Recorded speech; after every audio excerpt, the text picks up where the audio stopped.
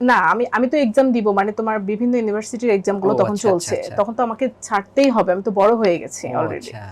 এবং রাজশাহী আমার মামার বাড়ি, আমি মামার বাসায় যে ওখান থেকে পরীক্ষা দিব। যেহেতু আমি চলে আসবো সেজন্যই তো তার যাওয়া, যে তুমি যেহেতু আসবা তাহলে আমার দেখাও হবে, তোমার সাথে আমি ঢাকা পর্যন্ত আসতে পারবো, আমি ঢাকায় নেমে যাব, তুমি পরে চলে যাও। তো এটা একটা সুযোগ নেওয়া যে তার সাথে আমার অনেকটা টাইম।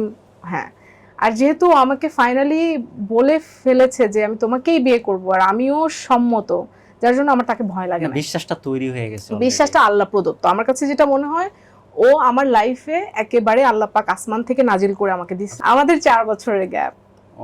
হ্যাঁ, আর ও কখনোই মিথ্যে বলে নাই, এবং রিলেশন চলাকালীন আমাকে জীবনে কোনোদিন একটা গিফটও দেয় নাই। আমাকে ইমপ্রেস করার জন্য যে কিছু এক্সট্রা করবো ওটা কিচ্ছু করে নাই। আমি যখন হোস্টেলে ছিলাম, আমি দেখতাম যে হোস্টেলের মেয়েরা অনেক আড়ঙের ব্যাগ ভর্তি করে গিফট নিয়ে আসে, বয়ফ্রেন্ডরা দেয়, তারা পরে অনেক এনজয় করে। বাট আমার লাইফটা দেখে সবাই অবাক হতো যে তুমি, তোমার একটা বয়ফ্রেন্ড আছে কিন্তু তোমাকে কিচ্ছুই দেয় না।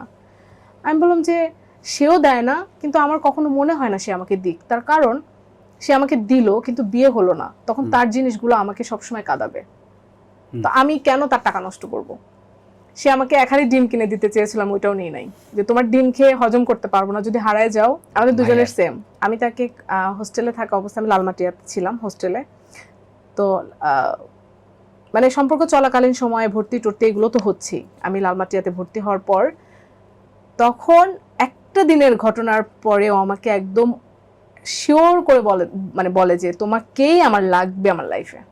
সেটা হচ্ছে, ও দোকান থেকে একটা জিনিস কেনার পরে দোকানদারের কাছে 2টা টাকা পাবে, তো 2 টাকা না দিয়ে চকলেট দিচ্ছিল। তো ওখানে আমি তখন বললাম যে মামা 2 টাকা দিয়ে দেন, চকলেট লাগবে না, কারণ চকলেট তো আমি খাবো না, আমার টাকাটা দরকার। এর সাথে 3টা টাকা যোগ করলে আমি 5 টাকা দিয়ে মুড়ি খেতে পারবো। তো ওর তখন মনে হয়েছে মেয়েটা সংসারী। যে মেয়ে বলে 2 টাকা ফেরত দেন, 3 টাকা যোগ করে মুড়ি খাবো, সেই মেয়ে কখনোই খারাপ হতে পারে না। এবং মজার ব্যাপার হচ্ছে, এখনো পর্যন্ত আমি তাই, আমাকে 5,000 টাকা দিয়ে কোনো কিছু কিনতে দিলে আমি চেষ্টা করি 1500-2000 মধ্যে কমপ্লিট করে বাকি টাকা এনে ফেরত দেওয়া।